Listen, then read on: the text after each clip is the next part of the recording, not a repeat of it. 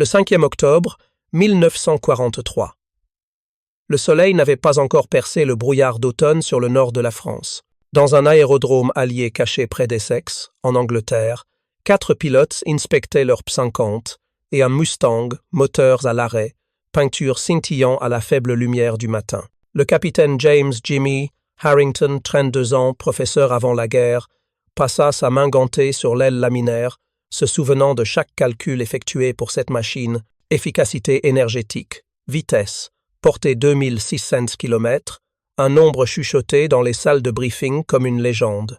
À ses côtés, le lieutenant Robert, Bobby, Alain, 27 ans, ancien mécanicien, marmonnait à voix basse à propos des réservoirs externes, calculant s'ils atteindraient Berlin et reviendraient sans ravitaillement. Le sergent Paul, Tex, Gallagher, 34 ans, un Texan originaire d'une ferme, craqua ses articulations tout en ajustant son masque à oxygène.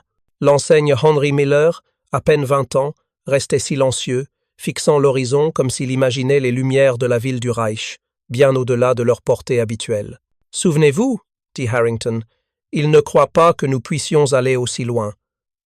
Ce doute est notre avantage.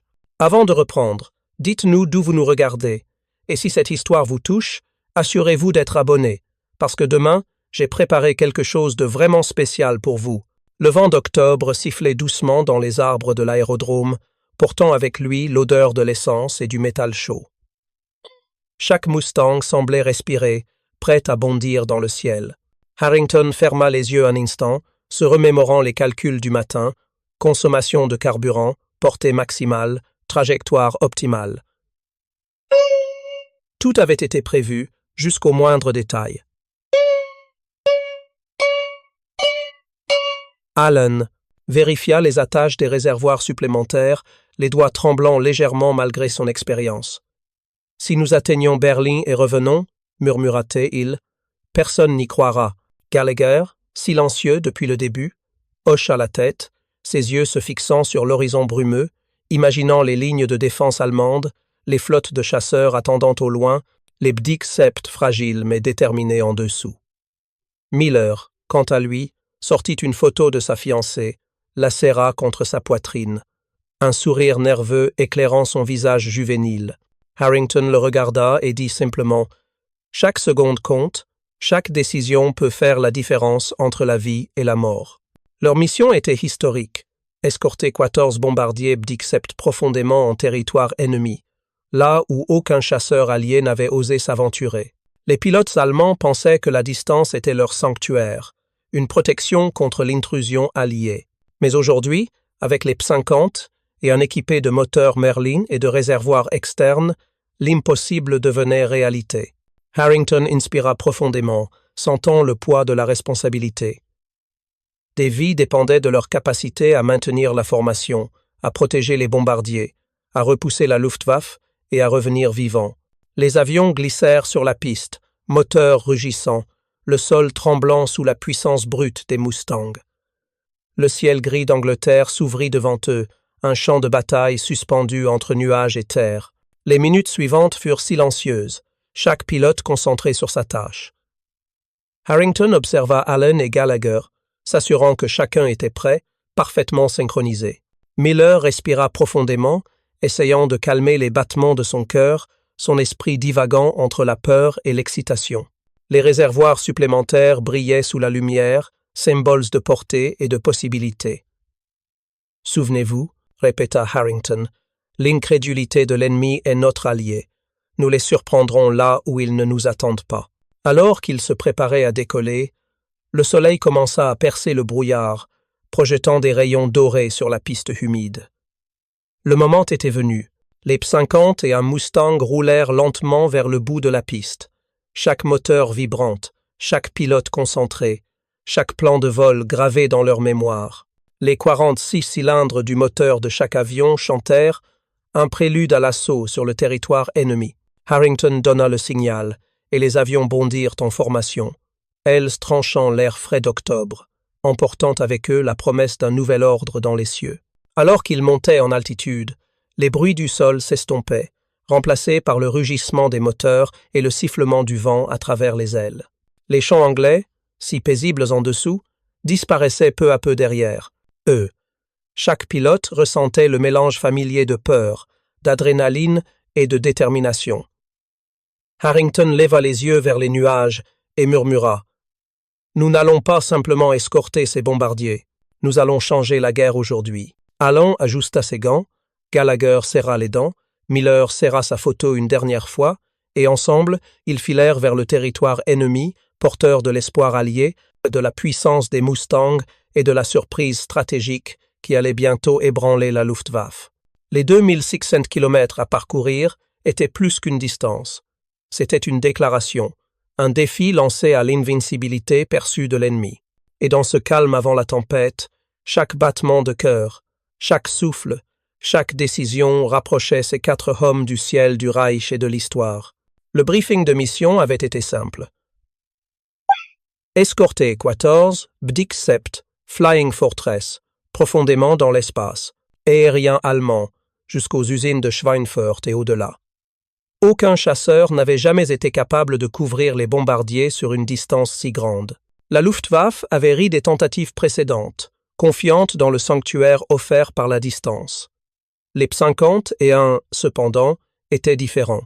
Avec les moteurs Merlin nouvellement installés et les réservoirs de carburant étendus, ces chasseurs monoplaces pouvaient accomplir ce que beaucoup jugeaient impossible. À 0 à 600 heures, les Mustangs rugirent à la vie. La formation s'éleva, 4 silhouettes scintillant contre le soleil pâle. En dessous, la campagne anglaise se confondait en un patchwork tranquille, paisible, mais inconsciente de la tempête qui montait au-dessus. À la radio, les formations de bombardiers se resserraient, moteurs bourdonnant à l'unisson. La voix de Harrington perça le grésillement. « Restez proches, nous sommes leur ombre maintenant. Chaque Bdik Sept a nos ailes au-dessus de lui. » L'adrénaline frappait chacun d'eux. Allen vérifia les jauges de carburant, calculant mentalement si les réservoirs supplémentaires suffiraient pour atteindre le cœur de la Reich et revenir. Gallagher serrait ses gants, les yeux plissés contre le vent, concentré sur les instruments et les bombardiers en dessous. Miller, à peine 20 ans, sentit son cœur bondir. Un mélange de peur et d'excitation le traversant comme un éclair. Harrington observa la formation, chaque Mustang maintenant en parfaite synchronisation, et pensa aux vies dépendant de ce vol. Chaque Bdik Sept était fragile, chaque moteur ennemi pouvait signifier la mort, mais leur présence signifiait l'espoir et la protection. Les premières patrouilles de chasseurs ennemis apparaissaient à l'horizon, silhouettes sombres contre le ciel clair. Les pilotes allemands, confiants dans la distance supposée infranchissable, avaient sous-estimé le P-50 et en est sa portée extraordinaire. « Regardez-les » murmura Harrington, la mâchoire serrée. « Ils ne savent pas ce qui les attend. » Les Messerschmitt Bf-109 et Focke-Wulf Fuassin 90 secondes approchaient rapidement, mais les Mustangs gardaient la formation serrée, prêtes à intercepter. Allen ajusta son viseur, calculant la distance et la vitesse, chaque seconde comptant. Gallagher, silencieux, observait un Fuassin 90 secondes approcher par la gauche. « Prêt à tirer, Jimmy » murmura-t-il. Le premier contact fut brutal. Des traînées de fumée et des éclairs d'obus traversèrent le ciel. Harrington donna l'ordre. « Protégez les bombes, pas vous-même. » Les Mustangs plongeaient, virant et tirant, la précision de leurs balles mettant rapidement les chasseurs ennemis hors de combat. Miller cria de peur et d'excitation alors qu'il touchait son premier avion allemand. « Ils ne croiront jamais que nous sommes ici », hurla-t-il à la radio. La formation de Bdik Sept, bien que secouée par l'attaque, maintenait sa ligne grâce à la présence des Mustangs. Chaque pilote allié sentait la tension, la peur et le courage se mêler dans un ballet aérien complexe. À 2000 mètres au-dessus du sol, les silhouettes allemandes tentaient d'exploiter les faiblesses des bombardiers, mais les P-50 et un, rapides et agiles, interceptaient chaque menace. Harrington guida Allen pour intercepter un Fuassin 90 qui fonçait droit sur un bombardier. Les canons crachèrent, et l'ennemi se tordit, fumée noire s'élevant de son moteur. Gallagher poursuivit un Messerschmitt, tirant des rafales courtes mais précises. Miller, avec des mains tremblantes mais déterminées, suivit Harrington, ses yeux rivés sur un Bf-109 qui tentait de contourner la formation. La coordination, l'expérience et le sang-froid transformaient l'impossible en réalité. Les minutes s'égrenaient comme des secondes dans le ciel. Chaque action avait des conséquences directes sur la mission et la vie des bombardiers en dessous. Harrington savait que chaque interception réussie retardait l'ennemi et rapprochait les B'dik Sept de leur cible. Il pensa aux messages codés, aux calculs de portée, aux heures de planification méticuleuse. Tout cela culminait dans ce vol au-dessus du Reich. Les P-51 ne servaient pas seulement à protéger. Ils redéfinissaient la stratégie aérienne alliée, prouvant que l'impossible pouvait être réalisé. Alors que la formation approchait de Schweinfurt, la résistance allemande s'intensifia. Les Messerschmitt et Focke-Wulf se regroupaient pour une attaque massive. Harrington ordonna à la formation de se resserrer, créant un mur de métal et de feu au-dessus des B'dik Sept. Allen ajusta les réservoirs de carburant pour maximiser l'endurance, Gallagher prit la tête pour intercepter les chasseurs à l'avant, Miller suivit Harrington de près, leur coordination parfaite, défiant la distance et la gravité. Les explosions et les traînées de fumée s'entremêlaient dans un ciel désormais, noirci par le combat. Les B'dik Sept continuaient leur route, protégés par les P-50 et un qui semblait omniprésent, défiant l'incrédulité allemande. Les pilotes allemands, surpris par la portée et la ténacité des Mustangs, commencèrent à hésiter. Leur plan basé sur la distance et le ravitaillement limité s'effondrait sous leurs yeux. Harrington remarqua l'incrédulité dans les manœuvres ennemies. Les Fusin 90 et Bf-109 manquaient de coordination. Plusieurs étaient déjà hors de combat. Les 2600 km promis semblaient irréels, mais les Alliés continuaient. La machine parfaitement huilée, chaque pilote connaissant sa place et son rôle. Miller, les mains crispées sur le manche, sentit une vague d'adrénaline et de fierté. Il faisait ce que personne n'avait osé faire. Alors que le ciel de Schweinfurt se remplissait de nuages de fumée et de feu, Harrington transmit un dernier ordre.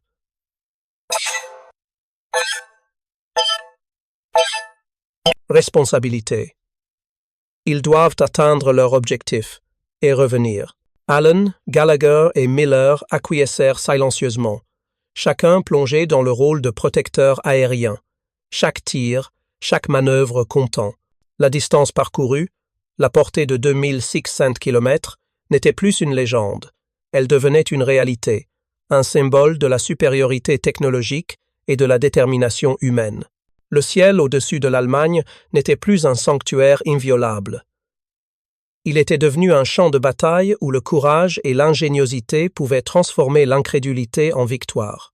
Le temps semblait suspendu. Chaque seconde un équilibre fragile entre vie et mort, victoire et catastrophe. Les P-50 et un escortaient les bombardiers avec une précision et une coordination qui semblaient surnaturelles, défiant la logique de la guerre aérienne. Harrington pensa à leur famille, aux hommes au sol, aux calculs qui les avaient menés jusqu'ici. Toutes convergeraient vers ce moment. Protéger les B'dik Sept, surprendre la Luftwaffe, prouver que la distance n'était plus un obstacle. Les 4 silhouettes glissaient dans le ciel, ombres vigilantes, prêtes à affronter l'ennemi et à redéfinir l'histoire de l'aviation militaire. Octobre 5e, 1943.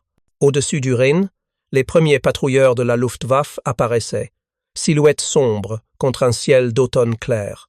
Oberleutnant Klaus Reiner, à se décorer avec 30 victoires confirmées, plissa les yeux en voyant un point lointain sur son radar.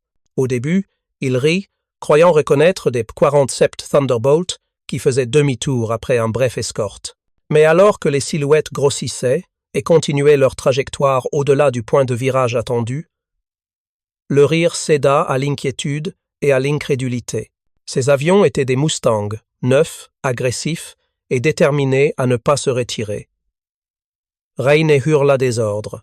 À ses hommes, formation serrée, engagée, ils ne peuvent pas aller aussi loin, les P-50 et un continuait cependant se faufilant entre les nuages, escortant les bombardiers vers des cibles que aucun chasseur n'avait jamais atteints sans confrontation. Les B'dik Sept, qui autrefois faisaient face à l'anéantissement dans le territoire du Reich, poursuivaient désormais leur route, protégés par des ailes que leurs ennemis peinaient à comprendre.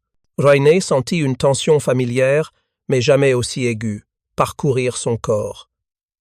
Depuis ses dents, il avait appris à lire le ciel, à deviner les manœuvres ennemies avant même que les chasseurs ne se révèlent.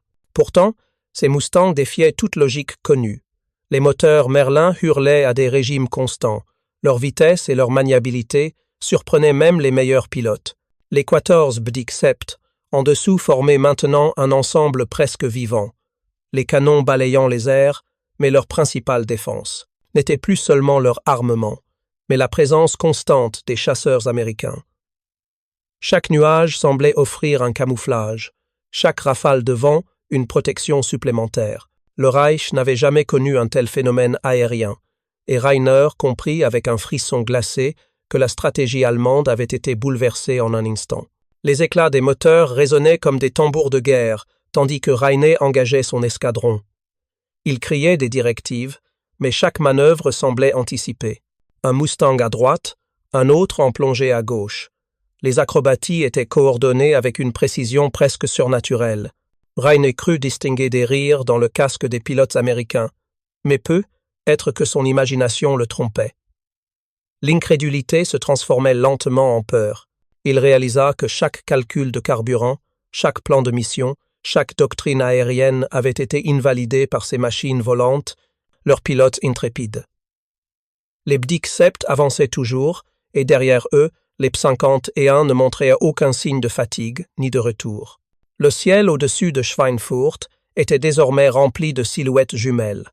Les bombers lourds alignés comme des tours mobiles, et les Mustangs qui ondulaient autour d'eux, bras protecteurs dans une mer de nuages d'altitude. Chaque rafale de mitrailleuses allemandes rencontrait une contre-réaction. Chaque tentative d'encerclement échouait. Rainer observait, stupéfait, comment ces hommes peinaient à maintenir formation face à un ennemi qui semblait posséder des yeux partout.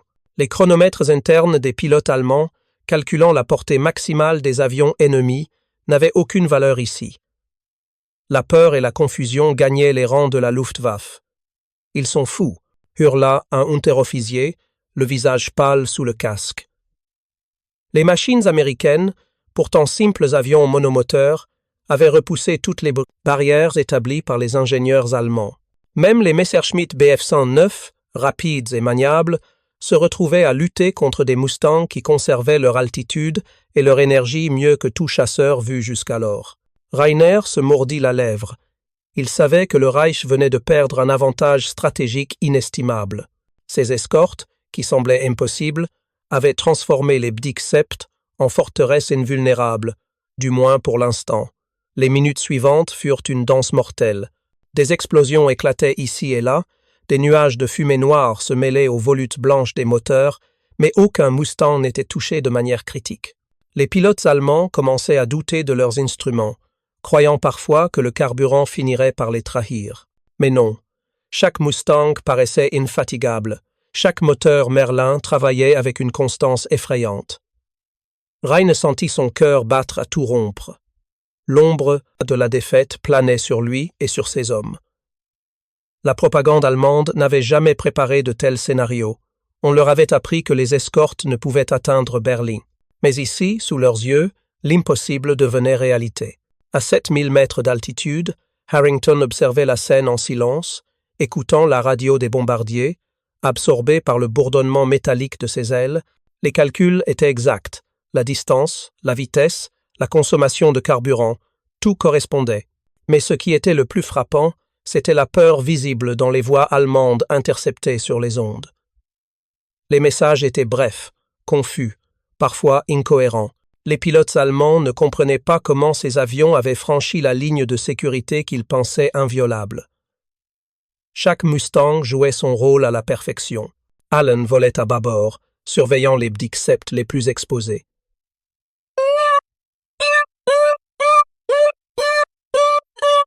Prêt à intercepter toute attaque venant de derrière.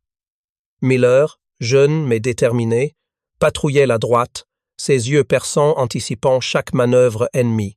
Harrington, en leader, gardait le centre, ajustant la formation avec une précision chirurgicale, donnant à la fois confiance aux bombardiers et terreur aux chasseurs. Chaque mouvement était calculé, chaque décision dictée par des heures d'entraînement et une foi inébranlable dans la machine qu'il pilotait. Les observateurs au sol en Allemagne commencèrent à parler de « fantômes dans le ciel ». Les pilotes de la Luftwaffe, autrefois si sûrs d'eux, vacillaient.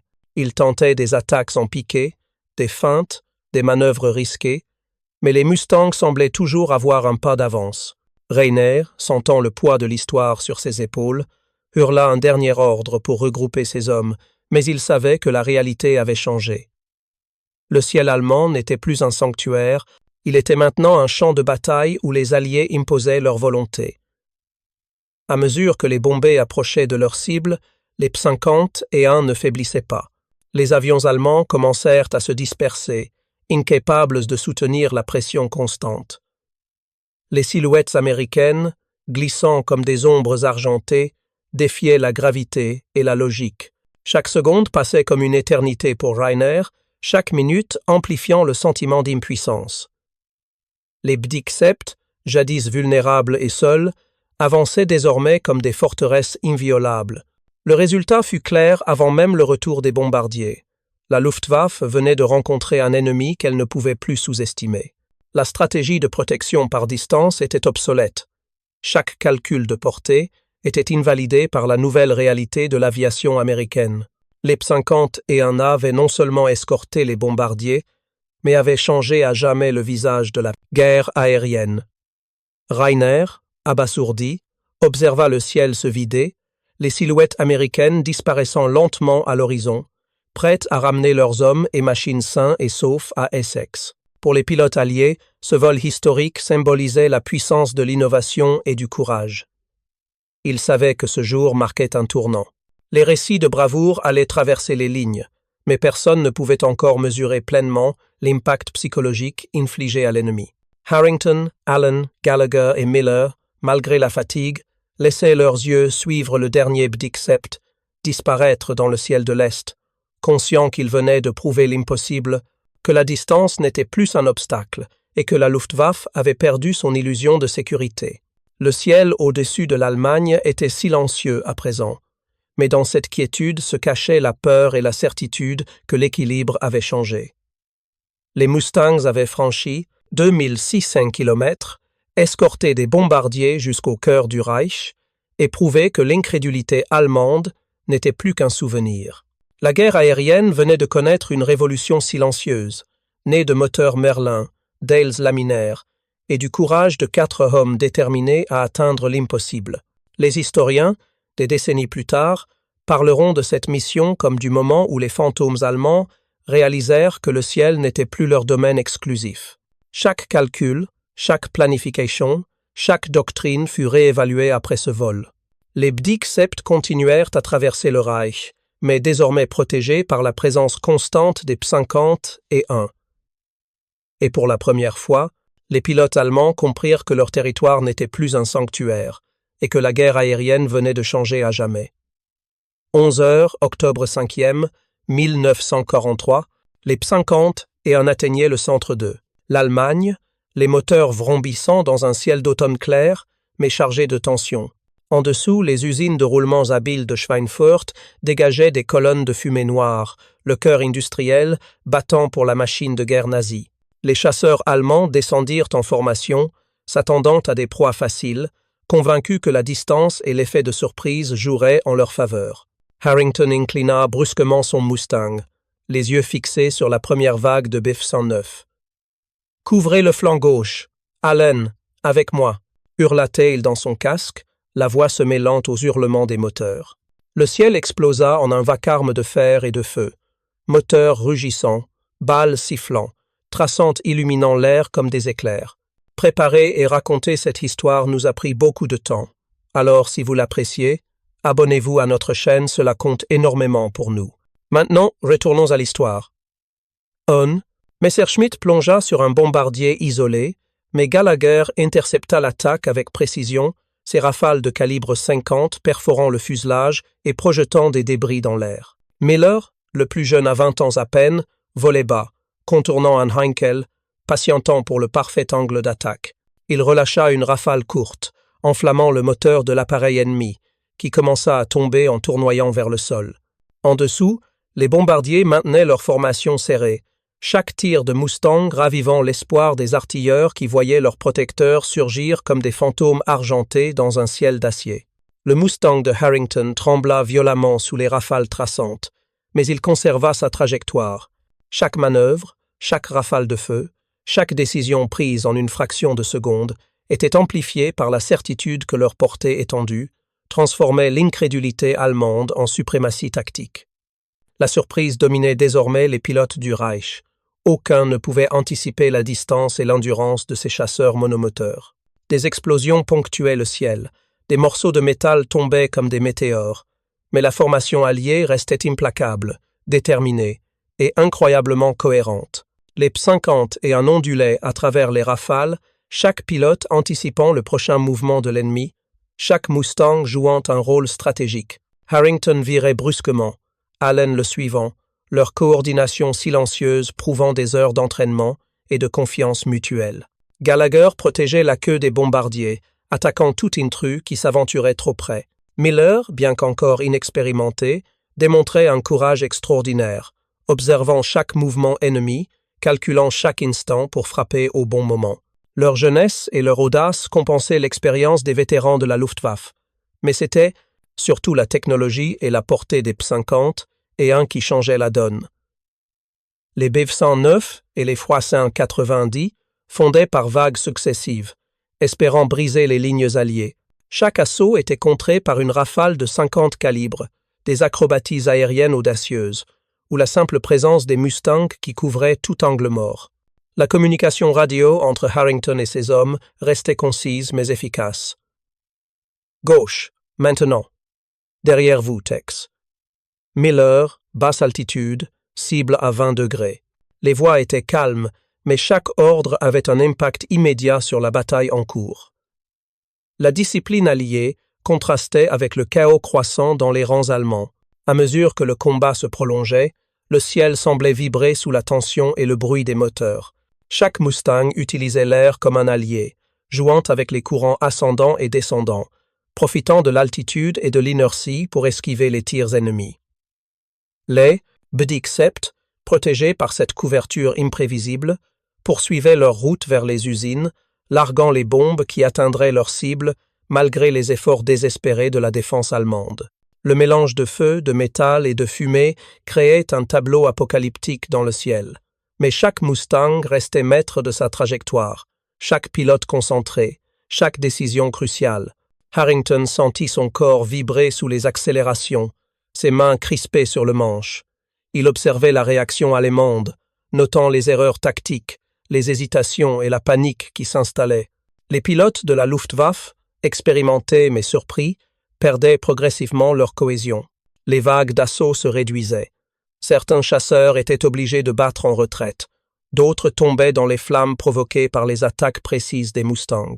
Les calculs de portée maximale, qui guidaient jadis chaque mission allemande, étaient désormais obsolètes. L'incroyable rayon d'action des P-50 et en avait redistribué les cartes de la bataille. Gallagher cria dans son micro. Harrington, un Froissart 90 à l'arrière, et en un mouvement rapide, il interposa son Mustang, tirant plusieurs rafales, stoppant l'ennemi net. Miller, profitant de l'ouverture créée, vira et prit un Heinkel en attaque par en dessous, enflammant un moteur et le forçant à plonger vers le sol. Allen, à l'aile de Harrington, intercepta un Bf-109 qui fonçait vers le flanc gauche du bombardier. Chaque intervention était chorégraphiée par l'expérience et la confiance, mais aussi par l'instinct et le courage. La bataille continuait, implacable. Mais la formation alliée restait solide, comme une forteresse volante inébranlable. Le ciel de Schweinfurt, chargé de fumée industrielle et de traînées de balles, devenait un théâtre où la maîtrise aérienne alliée s'exprimait dans toute sa puissance.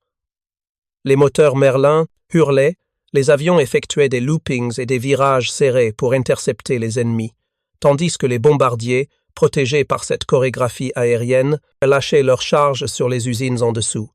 Chaque explosion métallique et chaque nuage de fumée témoignaient de l'efficacité de l'escorte.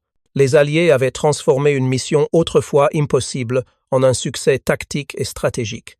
Harrington pensa à la distance parcourue, plus de 2600 km, traversant la Manche, le nord de la France, et maintenant au-dessus de l'Allemagne centrale, four escortant des bombardiers jusqu'au cœur du Reich. Aucun chasseur allemand ne croyait possible un tel exploit. Pourtant, la réalité était devant eux. Le ciel allemand n'était plus un sanctuaire. Les Bdik-Sept avançaient, protégés, et les P-50 en avaient changé la perception de la guerre aérienne pour toujours. Les pilotes américains comprenaient l'ampleur de ce qu'ils accomplissaient, mais ils restaient concentrés sur le présent, chaque seconde comptant, chaque décision pouvant sauver une vie ou provoquer une perte. Alors que les rafales continuaient, Harrington aperçut un groupe de BF-9 en retrait, tentant une dernière attaque. Il calcula mentalement l'angle, la vitesse et la distance, et ordonna « tous à gauche, couvert ». Les Mustangs exécutèrent leurs mouvements précis, et les chasseurs allemands furent interceptés avant de pouvoir atteindre les bombardiers. Chaque Mustang fonctionnait comme un maillon d'une chaîne ininterrompue, chaque pilote anticipant les mouvements de l'autre, chaque tir visant à protéger, non à détruire pour la gloire. La mission n'était pas seulement de combattre, elle était de protéger, de maintenir l'impossible réalisation de la portée stratégique. La bataille dura jusqu'à ce que les Bdik-Sept atteignent leurs objectifs. Les Mustangs, fatigués mais encore vigoureux, avaient repoussé toutes les attaques, chaque pilote ayant utilisé son courage, son habileté et sa machine à la perfection. La combinaison de l'endurance du Mustang, de l'intelligence tactique des pilotes et de la cohésion de la formation avait transformé le ciel en un théâtre de maîtrise aérienne totale. Harrington regarda ces hommes, jeunes mais héroïques, et sentit une fierté mêlée à l'épuisement. Ils avaient prouvé que la distance n'était plus une limite, et que le ciel pouvait être dominé, même au cœur du Reich. À mesure que la formation s'éloignait, les moteurs hurlaient encore, les ombres des Mustangs glissant sur les villes et les forêts en dessous. Les pilotes allemands, abasourdis, comprenaient enfin que leur territoire n'était plus inviolable. La bataille aérienne venait de montrer une vérité immuable. La combinaison de technologies avancées et de courage humain pouvait transformer l'incrédulité en supériorité stratégique. Le tonnerre du combat résonnerait dans les mémoires, non seulement comme une bataille remportée, mais comme le jour où les P-50 ayant changé la guerre pour toujours. Au début de l'après-midi, octobre 5e, 1943, le ciel au-dessus de l'Allemagne centrale était un champ de débris fumants, des moteurs en feu, des fuselages en chute libre et des parachutes dérivant doucement composaient un tableau chaotique, rappel cruel des enjeux de la bataille. Oberleutnant Klaus Reiner, abasourdi, atterrit sur un terrain d'aviation improvisé, comptant les pertes avec un mélange de colère et d'incrédulité. Les chiffres défiaient toute logique. Les Mustangs avaient volé plus loin que quiconque ne l'avait jamais imaginé, escortant des bombardiers jusqu'au cœur de l'Allemagne et revenant avec une perte minimale. Les calculs de distance maximale, qui avaient autrefois guidé chaque mission allemande, s'étaient révélés insuffisants face à l'audace et à la technologie alliée. Du côté allié, le ciel était encore occupé par les P-50, et tournoyant en cercle pour se regrouper, l'adrénaline cédant progressivement à l'épuisement. Harrington, les mains toujours crispées sur le manche, observa ces hommes avec un mélange de fierté et de soulagement. « Nous avons réussi », murmura Allen, les yeux balayant l'horizon à la recherche de retardataires, les traits tirés par l'effort de la mission. Gallagher, lui, la mâchoire serrée, acquiesça en silence. Il pensait dominer ces cieux, mais nous avons réécrit les règles. Chaque mot résonnait avec le poids de l'expérience, l'assurance que la journée venait de changer la donne de manière irréversible. Les Mustangs descendirent lentement vers l'aérodrome caché d'Essex, les roues effleurant la piste avec la précision de pilotes expérimentés malgré la fatigue. Les mécaniciens se précipitèrent pour ravitailler en carburant, tandis que les équipes d'armement préparaient les avions pour une nouvelle mission.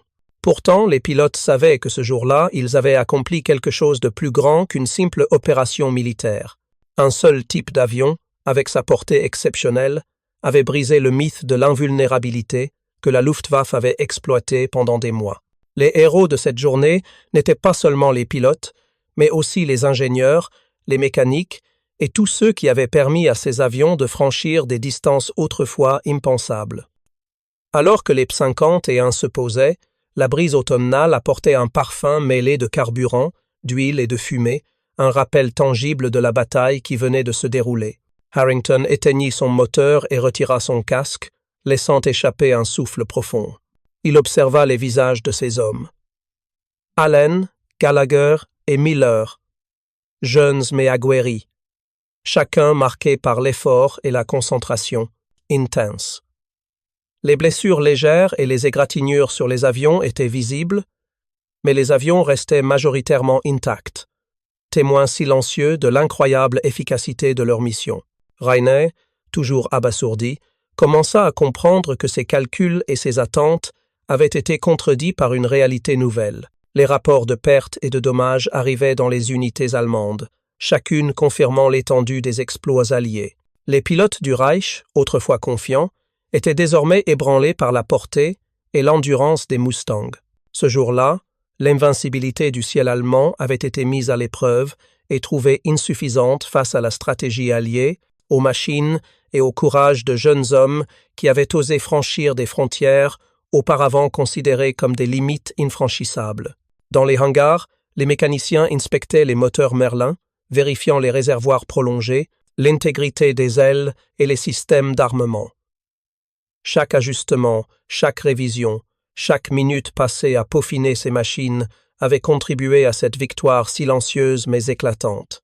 Les Mustangs, immobiles maintenant, semblaient presque respirer, comme si elles partageaient le soulagement et la satisfaction de leurs pilotes. Les rafales et le vacarme étaient derrière eux, remplacés par le calme relatif d'un après-midi anglais, mais l'impact de leur mission résonnait bien au-delà des champs et des hangars. Harrington se rapprocha de Miller, le plus jeune, et posa une main rassurante sur son épaule. « Tu as bien volé aujourd'hui, » dit-il doucement. Miller, encore haletant, acquiesça, les yeux brillants de fierté et de fatigue. « Je n'oublierai jamais ça, » murmura-t-il, conscient d'avoir participé à quelque chose qui dépasserait les histoires racontées dans les salles de classe ou les journaux.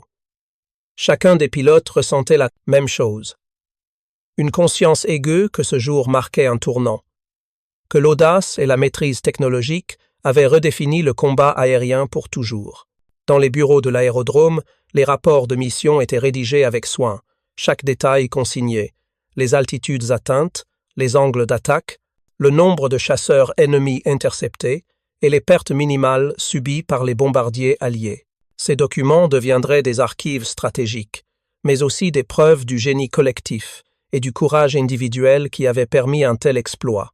Les données de vol et les observations tactiques seraient analysées et enseignées, servant de guide pour les missions futures et pour comprendre comment un petit groupe de pilotes et de machines pouvait modifier l'équilibre de la guerre aérienne. Rainey, enfin, quitta son cockpit, les mains tremblantes, le visage blême.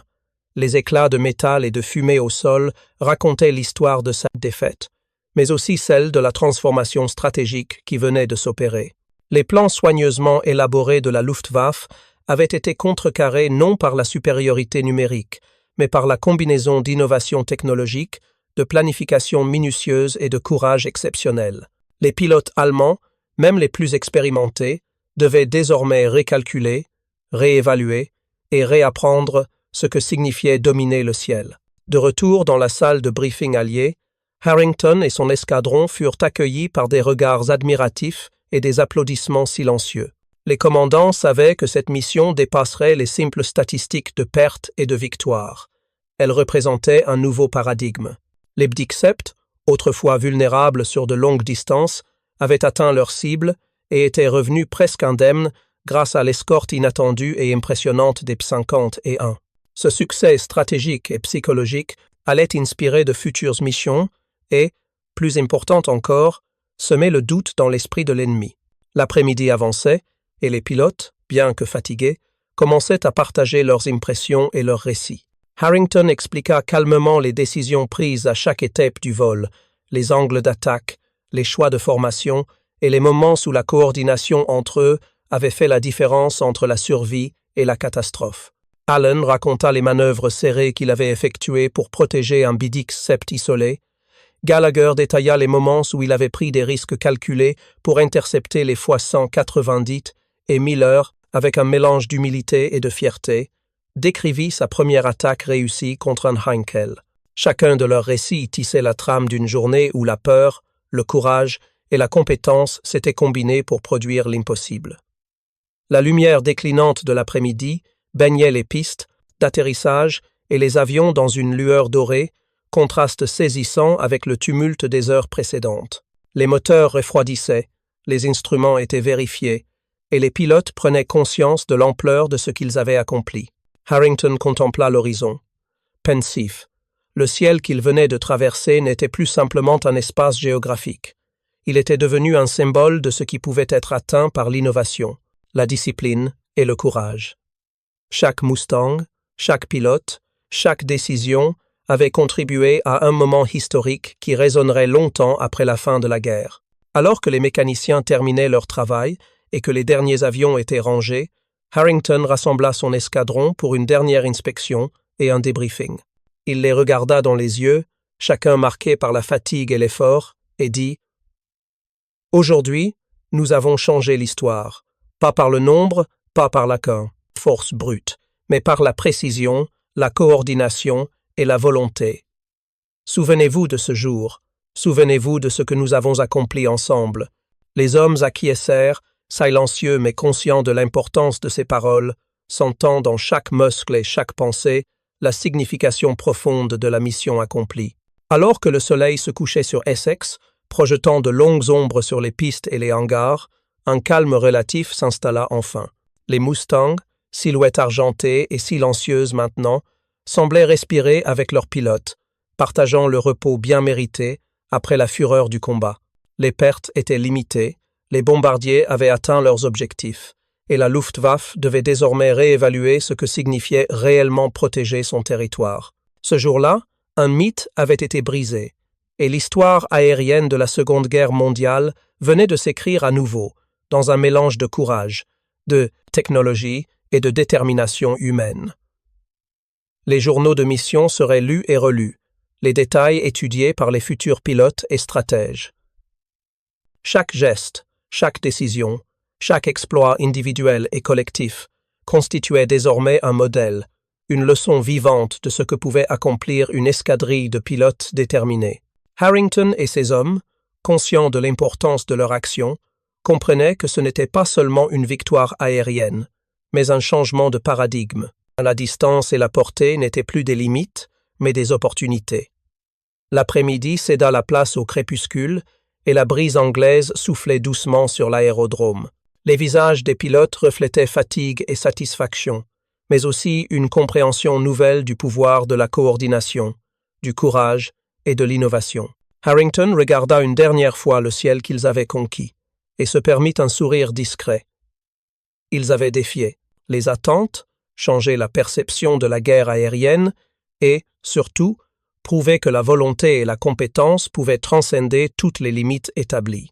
La journée touchait à sa fin, et bien que l'ombre des combats passés plane encore sur leurs esprits, Harrington savait que ce moment resterait gravé dans les mémoires de tous ceux qui avaient participé à la mission. Les P-51, machines de métal et de puissance, et les hommes qui les pilotaient, avaient accompli ce que beaucoup pensaient impossible. Ils avaient volé plus loin, protégé plus efficacement, et démontré que l'audace et la préparation pouvaient réécrire l'histoire. Ainsi se conclut l'acte final, non seulement d'une mission périlleuse, mais d'un chapitre marquant de la guerre aérienne. Le ciel, désormais calme, portait les traces silencieuses de la victoire et de l'innovation, un témoignage éternel du jour où les limites furent repoussées et où l'impossible devint réalité. Les pilotes se retirèrent dans les hangars, laissant derrière eux un ciel transformé et emportant avec eux la certitude qu'ils avaient véritablement changé le cours de l'histoire. Des mois plus tard, en 1944, Berlin ressentit à nouveau le coup. La guerre aérienne avait changé, et les Alliés avaient démontré que la distance n'était plus une protection. Les bombardements stratégiques, autrefois limités par la portée des escorteurs, pouvaient désormais atteindre le cœur même du Reich. Les rapports allemands décrivaient une confusion grandissante. Comment des chasseurs pouvaient-ils être là où ils ne devraient pas se trouver? Les pilotes comme Rainer s'adaptèrent, mais le choc psychologique avait été porté. Le P-50 et un Mustang n'étaient plus simplement une machine, Il était devenu le symbole de l'audace et de l'innovation. Ses ailes franchissaient 2600 km en territoire ennemi, prouvant que le courage allié, associé à une technologie supérieure, pouvait briser des décennies de supériorité perçue. Harrington, Allen, Gallagher et Miller ne seraient pas inscrits dans tous les livres d'histoire, mais chaque bombardier qui revenait indemne, chaque vie épargnée grâce à des minutes gagnées, portait leur héritage. L'incrédulité avait cédé devant la défaite, et les cieux allemands ne furent plus jamais les mêmes. À l'aérodrome d'Essex, les P-50 en étaient maintenant immobiles, leur moteur refroidi. Mais le souvenir de leur exploit flottait encore dans l'air. Les mécaniciens parcouraient les lignes, inspectant soigneusement chaque aile, chaque train d'atterrissage, chaque moteur Merlin. Les avions, témoins silencieux de victoires immenses, semblaient presque respirer la gloire de leur mission accomplie. Les pilotes, quant à eux, partageaient des regards lourds de fatigue, mais illuminés de fierté. Harrington contempla ces hommes, rappelant chaque décision critique, chaque rafale précise, chaque moment où leur cohésion avait fait la différence entre la vie et la mort. L'impact stratégique de la mission du Mustang se répercutait bien au-delà de l'aérodrome. Les plans allemands, basés sur des calculs de portée et de couverture, étaient désormais obsolètes. La supériorité aérienne qu'ils tenaient pour acquise se fissurait face à une technologie alliée ingénieuse et à des pilotes audacieux. Chaque rapport allemand, chaque évaluation des pertes, confirmait la même réalité.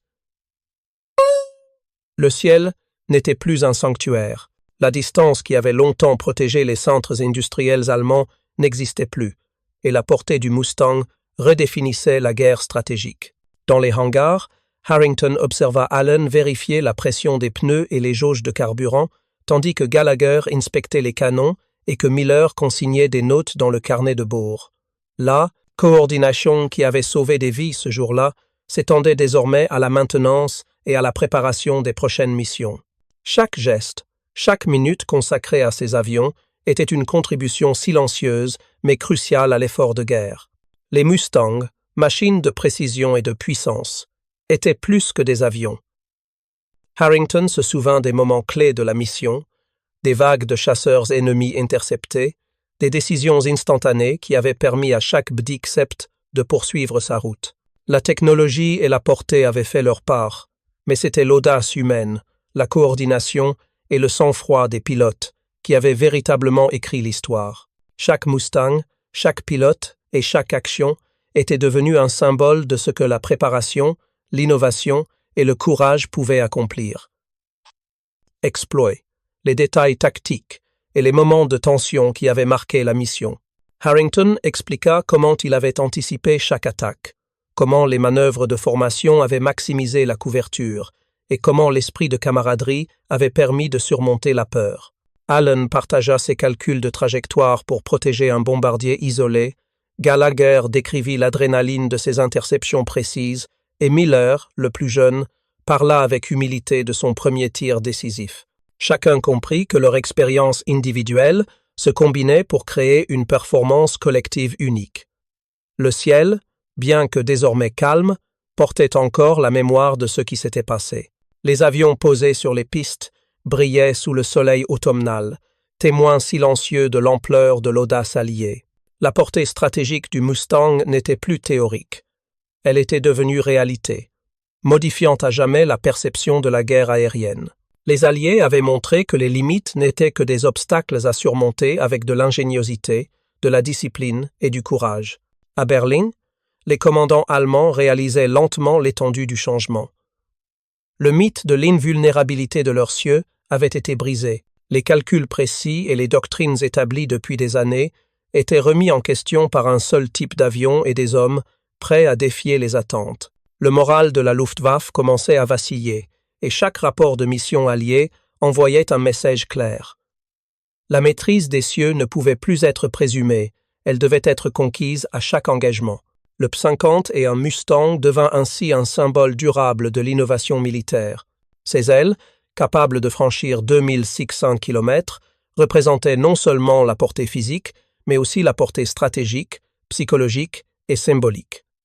Chaque pilote qui avait participé à ces missions comprenait que l'audace et la préparation pouvaient transformer le cours de la guerre. Harrington, Allen, Gallagher et Miller avaient non seulement accompli une mission exceptionnelle, mais ils avaient aussi incarné un changement de paradigme dans le combat aérien. Leur retour à l'aérodrome marqua le début d'une nouvelle ère. Les pilotes se reposaient, mais ils étaient conscients que chaque instant de vigilance, chaque action stratégique, chaque innovation technologique continuerait à influencer les missions futures. Le Mustang n'était pas seulement un avion, il était un prolongement de la volonté humaine, un instrument de défi et de victoire. Les vies épargnées, les missions accomplies, et la peur semée dans l'esprit ennemi étaient le témoignage vivant de cette transformation. Dans les bureaux de planification, chaque rapport de mission était examiné avec attention. Les analystes notaient les angles d'attaque, la coordination des escadrons et les performances des pilotes. Les leçons tirées de ces vols seraient transmises aux futures générations de pilotes, assurant que l'expérience et l'innovation se perpétuent. Chaque calcul, chaque ordre, chaque manœuvre avait désormais une valeur pédagogique et stratégique inestimable. Les Mustangs et leurs pilotes étaient devenus des modèles, des références pour comprendre comment le courage et la technologie pouvaient redéfinir les limites. Harrington s'assit un moment, regardant le ciel se teinter des couleurs du crépuscule. Les silhouettes argentées des Mustangs, maintenant immobiles, semblaient encore vibrer des combats passés. Il pensa aux vies sauvées, aux bombardiers protégés et à la transformation durable qu'ils avaient provoquée. Le calme relatif de l'après-midi contrastait avec l'intensité de la mission, mais le poids de l'accomplissement restait lourd, magnifique et inoubliable. Les journaux de mission, bientôt transmis aux archives militaires, deviendraient des documents de référence, non seulement pour leur contenu technique, mais aussi pour la preuve de ce qu'une escadrille pouvait accomplir avec discipline et courage.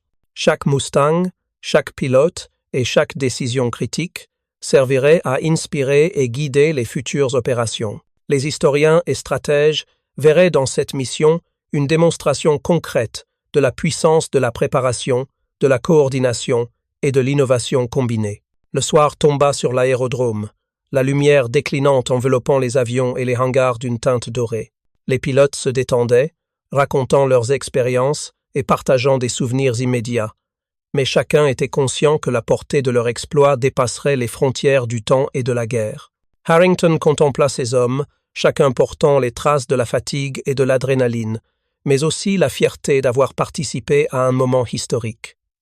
Le P-50 et un Mustang avaient prouvé qu'ils pouvaient défier toutes les attentes. 2600 km dans les airs ennemis, des bombardiers protégés, un ennemi déconcerté et un moral allié renforcé.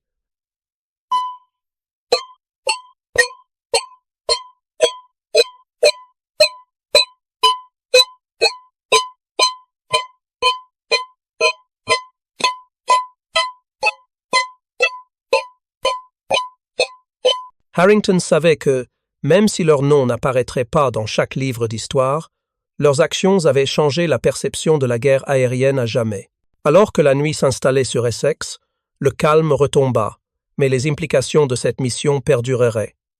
Le ciel, désormais redéfini, appartenait à ceux qui osaient défier les limites. Le Mustang, symbole d'audace et de technologie, continuait de raconter l'histoire de pilotes qui avaient transformé un mythe en réalité et dont les exploits resteraient gravés dans les mémoires de tous ceux qui avaient volé et combattu pour le ciel libre. Ainsi, l'ombre longue du Mustang s'étendait bien au-delà de la mission accomplie, marquant les cieux, l'esprit des hommes et la trajectoire stratégique de la Seconde Guerre mondiale. Harrington, Allen, Gallagher et Miller avaient contribué à une leçon éternelle.